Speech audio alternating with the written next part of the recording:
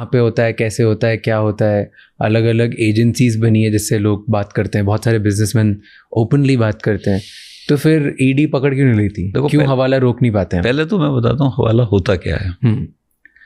Suppose कर लो आपको दिल्ली से बम्बई पैसे भेजने हैं, एक तरीका कोई आदमी यहाँ से बम्बई लेके जाए, दूसरा तरीका आप बैंक से भेजें। बैंक से भेजने में जो कट है वो थोड़ा ज़्यादा लगता है। एक तरीका है, थर्ड तरीका जो है, आप किसी के पास गए जो हवाला ऑपरेट करता है और उसको आपने कहा भाई ये पैसे लो और मुझे फलाने आदमी को बम्बई में डिलीवर करने हैं। वो वहाँ बम्बई में किसी को फ़ोन करेगा और उससे कहेगा भी इतना अमाउंट मेरे पास आ गया है, तुम डिलीवर कर दो। तो हवाला में पैसे नहीं जाते एक जगह से दूसरी जगह, केवल रेफरेंस जाता है ना। ये हवाला विद इन कंट्री भी हो सकता है, अक्रॉस द कंट्री भी हो सकता है ना। अगर विद इन कंट्री है तो ये हवाला की डेफिनेशन में नहीं आता। ठीक है, ये समझने की जरूरत है। जी, हवाला आता है फॉरेन एक्सचेंज मैनेजमेंट एक्ट में। तो अगर दिल्ली से बॉम्बे करा तो ये हवाला नहीं, ये कोई ऑफेंस नहीं है। ये ऑफेंस ही नहीं है ना।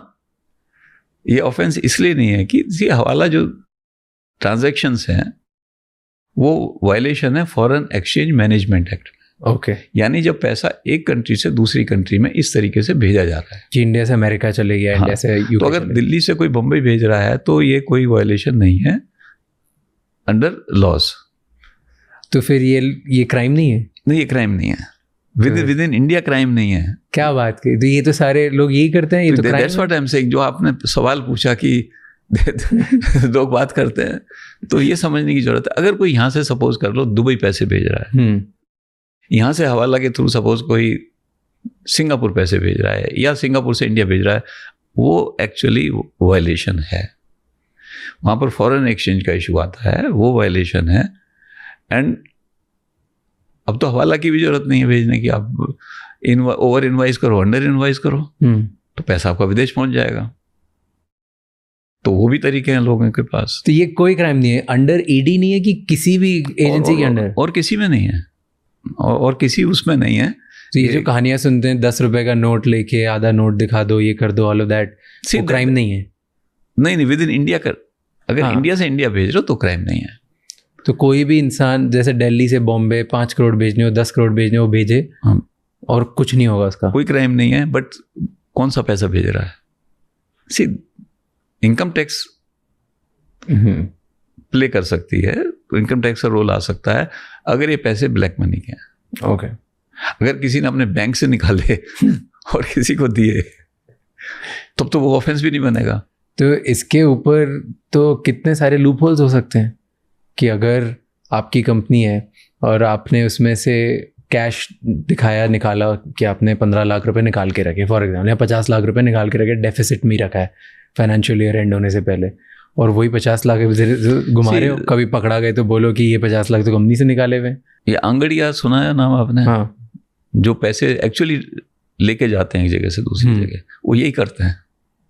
एक बार बैंक से निकाल लिए पैसे, अगर लोग बताते हैं हमने आंगड़ी को डील नहीं करा कि अगर पकड़े जाए तो कहते जी तो पैसे हमारे बैंक से निकले हुए हैं। तो पॉसिबिलिटी हो सकती है, बट बहुत सारी लूप होल्स भी हैं सिस्टम्स में। ये तो बड़ा लूप होल है। Then technically you are safed. नहीं, पकड़े जाते हैं, इनकम टैक्स पकड़ता है, ऐसा नहीं है। हाँ, तो इनकम टैक्स को आप प्रूफ कर सकते हो ना ये कि सर ये 50 लाख रुपए तो। हाँ, वो देखेगा इनकम टैक्स भी कि आपने कितनी बार घूमे हो, आपने कितनी बार ट्रेवल किया है, बहुत सारी चीजें हैं। ट्रैवल नहीं कर रहे हो आप, सिर्फ ये कर रहे हो इंटरनली ट्रांसफर दूसरी जगह वो हवाला हो गया। मैं आंगड़ियों की बात कर रहा हूँ जो रुपए लेके जा दूसरी जगह जा रहे हैं। एंड आंगड़िया जब इतना बड़ा टर्म है, इतनी बड़ी एजेंसी, हर किसी को पता है, वो क्यों नहीं पकड़ाते फिर? नहीं, देखिए बहुत सारे जो ट्रांसफर हैं जरूरी नहीं है कि क्राइम हो। कुछ ट्रांसफर क्राइम हो सकते हैं। Crime means I am not